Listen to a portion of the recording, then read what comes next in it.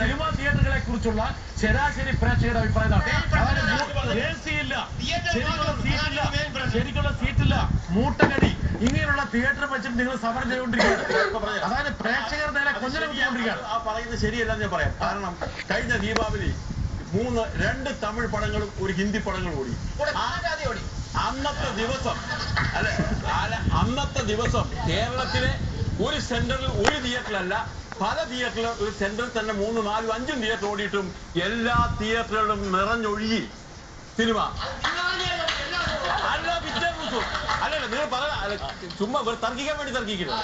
അങ്ങനെ ഓടിയെങ്കിൽ ഇവിടെ നല്ല സിനിമകൾ വന്നാൽ കാണാൻ ആൾക്കാരുണ്ട്. ഒന്നുകൊണ്ട് തിയേറ്റർ നന്നാക്കി വെക്കാത്തതിന് ഇങ്ങനെ ഒരു ഒഴിവ് പറയുന്നത് നല്ല കാര്യമല്ല. അല്ല, ഈ തിയേറ്റർ നന്നാക്കി വെക്കുക.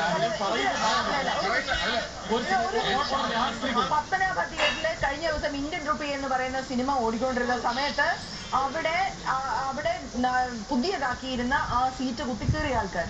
അപ്പൊ അങ്ങനെയുള്ള ഒരു വശവും കൂടെ ഇതിനകത്തുണ്ട്. എല്ലാം അങ്ങ് ഏറ്റവും മൾട്ടിപ്ലെക്സ് ഉണ്ടാക്കി കഴിഞ്ഞാൽ അവിടെ ഏറ്റവും നന്നായിട്ട് മലയാള സിനിമ രക്ഷപ്പെടുമെന്ന് വിചാരിക്കുന്നില്ല. മലയാള സിനിമയുടെ എവിടെയാണ് കുഴപ്പം കിടക്കുന്നത്? നല്ല തിരക്കഥകൾ ഉണ്ടാകുന്നില്ല, നല്ല ടെക്നിക്കലായിട്ട് പഠിച്ചവരല്ല.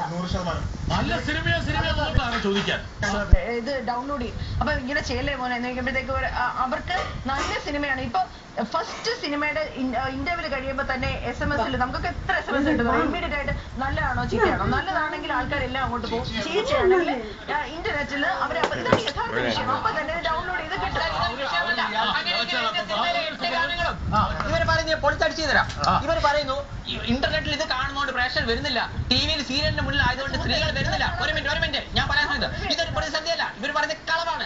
എങ്കിൽ എന്റെ സിനിമയിലെ 8 ഗാനങ്ങളും ഇവിടെ എല്ലാവർക്കറിയാം. ഇവിടുത്തെ LKG കുട്ടികളുടെ മൊബൈൽ വരെ രാത്രി ശിവരാത്രി ഈ പാട്ട് കേൾക്കാൻ രാത്രി ശിവരാത്രി നോക്കട്ടെ എന്താണെന്ന്. സർ കംപ്ലീറ്റ് സർ ആവേശം പോയി. ഗാനങ്ങൾ നല്ലതാണെങ്കിൽ പിടിച്ചു കയറും. അവിടെ മോട്ടാടിയല്ല പ്രശ്നം. പ്രേക്ഷകരുമായിട്ട് ശരിക്കും കമ്മ്യൂണിക്കേറ്റ് ചെയ്യുന്ന നല്ല സിനിമകൾ ഇറക്കണം. അതാണ് പ്രധാനം. മലയാള സിനിമയ്ക്ക് പ്രതിസന്ധി ഉണ്ടായ സംഘടനകൾ ഉണ്ടായതിനു ശേഷം ഇതുപോലത്തെ തമ്മിത്തല്ലുകൾ എല്ലായിടത്തും കേരളത്തിൽ നടക്കുന്നുണ്ട്. പുതിയ ചിന്തകളുള്ള ആളുകൾ വരാത്താണ് സിനിമയിൽ പ്രതിസന്ധി ഒന്നുമില്ല. എന്താ പ്രതിസന്ധി? എല്ലാ ഭാഷയിലും ഉള്ളത് തന്നെയാണ്.